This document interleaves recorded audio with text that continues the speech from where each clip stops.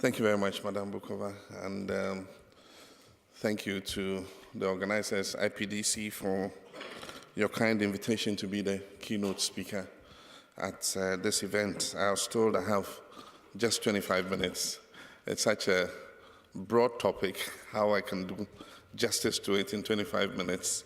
I will have to pull on all my knowledge of summarizing from secondary school. I believe it's appropriate to be here to talk on this particular subject, that is the role of communications and access to information in achieving the Sustainable Development Goals. Because I'm just coming from the United Nations, where I had the privilege of co-chairing the Secretary General's Advocacy Group with the Norwegian Prime Minister, Erna Solberg, with the Secretary General in attendance, and we're dealing with exactly just this matter. And so I'm very happy to come and be able to share some of our insights with you. The SDGs are the most ambitious program aimed at narrowing inequality and poverty on our continent and guaranteeing a decent life for every person on Earth. Following from the Millennium Development Goals, we agree that global targeting is useful because it helps all the world to solve common problems together and aiming at achieving certain goals and certain targets. And so under the MDGs, we were very successful in drawing a lot of people out of poverty. It's estimated that 40% of people living in extreme poverty were lifted out of poverty across the world, which is a major success story. We reduced HIV and AIDS infections dramatically all across the world. We put more children in school, than ever before. In my country, Ghana, 97% of children of school-going age are in school, and as many boys are in school as girls. The ratio is 1:1. Before, there were more boys in school than girls. And so the MDGs were very successful. And so based on that, the world has been encouraged to come up with a more ambitious set of goals, this time 17 goals. MDGs were only 8 goals. And this time 169 targets to meet in 15 years. And so it means that we have a lot of work to do. In Ghana, what we have done is we've set up the SDGs Implementation Committee. And this committee is supposed to be the one that oversees the attainment of the SDG goals. It will also be responsible for monitoring and evaluating annually, what progress we're making in achieving these goals. At the time we agreed on the SDGs, we were also at the same time coming up with what we call our long-term development plan. And so we have a 40-year development plan that has been in the making. And so it's a good thing that we managed to get the SDGs, to be able to incorporate it in our 40-year development plan. While the SDGs, like I said, have 17 goals, our development plan, has 5 major goals. But you can see the SDGs, showing in all these 5 goals. The first is to create an equitable, disciplined, and healthy society with opportunities for all. The next is to build safe, well-planned, and sustainable communities while protecting the natural environment for the current and future generations. The other is to build an inclusive and resilient economy with high levels of employment and decent work. And then also to build an effective, efficient, and dynamic institutions for national development, and also to strengthen Ghana's role in international affairs for world peace and security. And so even without the Sustainable Development Goals, in selecting the 5 goals, we appear to have anticipated, what the Sustainable Development Goals were going to be. As a member of the SDG advocacy team formed by the Secretary General, I'm not unaware of the value of access to information and communications in attaining the Sustainable Development Goals. And so if you take the SDGs and the goals, then we're talking particularly about Goal 16, which is under peace and justice, and specifically about goal number 10, that guarantees access to public information to our citizens. Now, to be able to achieve this, it requires that we create an environment for the public to have unfettered access to as much information as possible, because we know that information and knowledge is power. It empowers people to be able to rise up and achieve the goals and targets you want them to achieve. And so it's useful that we ensure that in every country where we're implementing the SDGs, we make sure that information is as available as possible. Every year, there must be statistics that are compiled on every sector of the economy. As much information on what government is doing must be made available to the citizens. Ghana has one of the most liberal constitutions in the world, and the issues of free expression and free speech are captured in two main chapters, Chapter 5 and Chapter 12. Chapter 12 is under the fundamental human rights, and it says that Ghanaians shall have, freedom of speech and freedom of expression, and freedom of media and independence of media. But then it goes further under Chapter 12 to give the broad outlines of what freedom and independence of the media should be. And it says that there shall be no bar in setting up a medium of a newspaper or any medium in Ghana. There shall be no bar. So you don't need a license to set up a newspaper. You don't need a license to set up a radio station. Any medium of dissemination of information, you don't need a license. Of course, when it comes to TV and radio, you have to ride on a frequency, and so you must be allocated a frequency. And so that's the only condition you have to apply to the National Communications Authority to be able to get that frequency. Now, what happens was, when the Constitution was promulgated in 1992, all these liberal, provisions were in the Constitution. It says that even the state-owned media is enjoined to give voice to dissenting opinion. And so if people are not happy with the establishment, the state-owned media that is owned by the state and operated by government must give them space to air their voices. And so in 1992, when the Constitution was promulgated, of course, with this kind of liberal constitution, the government was not in too much of a hurry to start to apply Chapter 12. And so there was an incident that surrounded a radio station we call Radio I. It was an FM modulated station, and Dr. Reku Brobe, who is an energy person, but also a very strong politician and media advocate, got a small transmitter. In those days, the FM transmitters were very little, and he put it on top of the roof of a building, and he started broadcasting he just chose any frequency and, started broadcasting and advertising his station. Of course, having come from the culture of silence where, the media was very heavily controlled, because 1992 marked the return to democracy after a long period of military rule. The whole state security apparatus was put on, the alert to go around and look for this transmitter. And so it took several days, and everybody was talking about Radio I, listening to its transmissions, and eventually the transmitter was found and confiscated. But it marked the beginning of opening up the space to the media in Ghana. We have never looked back since then. Ghana has probably the most high saturation of radio stations and media in Africa, I dare say in Africa, or in the world. Indeed, Ghana is ranked 26th on the World Press Freedom Index. And there are hundreds of radio stations all across the country. And the focus is on political talk. Those are the most favorite, programs. And I believe that when I talk about the advantages, the demerits, I would classify that as one of them. One, a lot of the journalists lack training, and so we need to give more training so that they know how to do their job. Two, a lot of the stations still have very rudimentary equipment, and so they don't have clear digital sound. but we're making a move to the digital broadcasting. And then the third is just what I was talking about.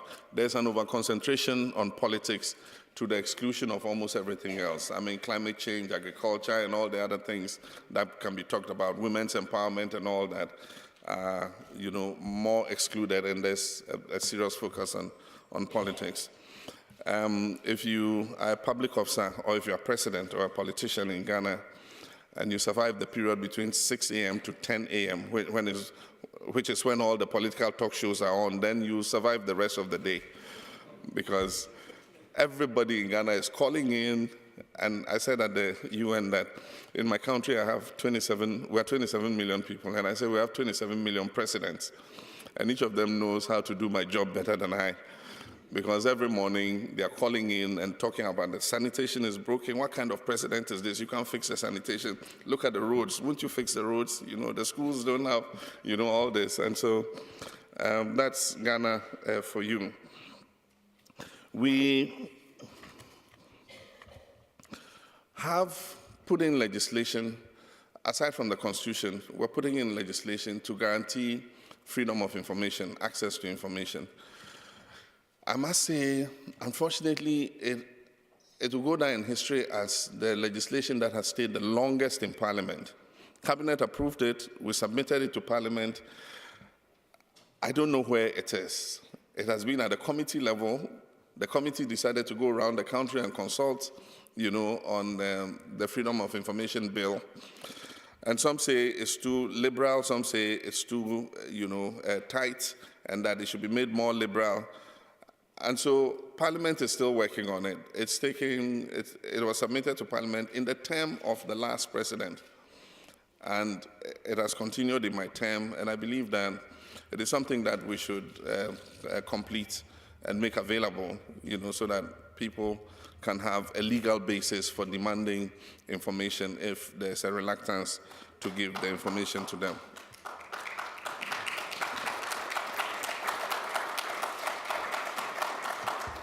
In Ghana, we have repealed the criminal libel law. And so if you're a public officer and you are libeled, then you have to go, like everybody else, to the court and take a civil action suit against whoever libels you. The National Media Commission is responsible for content, regulating content. And so people can make complaints to the National Media Commission if they feel that they've been treated unfairly by the media. Our Constitution also talks about responsible media and actually enjoins media houses to publish a rejoinder in the event that they have put some information that is not correct and you want it corrected. You can submit a rejoinder, and the Constitution says that they are enjoined constitutionally to publish your rejoinder.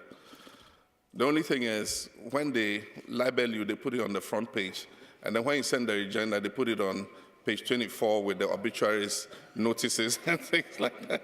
So the likelihood of people reading, the fact that they were wrong in what they said is, hidden in the pages where you have the obituary notices. But we have the Media Commission is made of independent organizations and civil society organizations, and so it does not come under the control of government. And the Constitution also made it such that we have the state-owned media, that is newspapers that belong to government, and the Ghana Broadcasting Corporation and the Ghana Television that belong to government. And the Constitution says that they shall be insulated from governmental control. So even as president, I cannot direct the state-owned media how to do their business. The control of the state-owned media is under the National Media Commission. And the National Media Commission is made up of members from the Ghana Bar Association and other such civil society organizations. And so it creates an atmosphere where the media landscape is quite independent, very vibrant, very strong in Ghana. The landscape is, however, changing with the new media. Now with the rise of Facebook, Twitter, Instagram, and all the other new media, we are in a bit of a quandary as to how to handle this new media. It's taking off because Ghana has one of the fastest growing ICT networks in Africa. And we have 27 million population. We have 33 million mobile subscriber lines. We have some of the fastest growing mobile broadband in Africa. And we're laying some of the most extensive fiber optics in order to improve speed of data transmission and all that. And Ghanaians have taken to it like ducks to water. Everybody has an Android smartphone, and they are either on one media or the other. WhatsApp has recently come and it's so popular. And it means that everybody becomes a journalist, or everybody becomes a media house, because you can report something and put it onto your Facebook wall or tweet it or something. You have maybe 30 people who are following you. They pick it and they retweet it. And so you reach thousands of people, probably more than the people who will be listening to a community radio station, or even more than the people who would read some newspapers in Ghana. And so how, with the traditional media, we can hold them to responsible journalism. And so if they publish something that were wrong, there are regulations, and the National Media Commission can regulate them. But what do we do with the new media, where anybody can put anything on? It might be false, it might be true, but it's a risk that you take. And so we are having a lot of our young people, especially on the new media. It is estimated that there are about 4 million young people on the new media who use it frequently on a day-to-day basis. But overall, I believe that open societies are more likely to achieve the Sustainable Development Goals in a sustained manner than closed societies.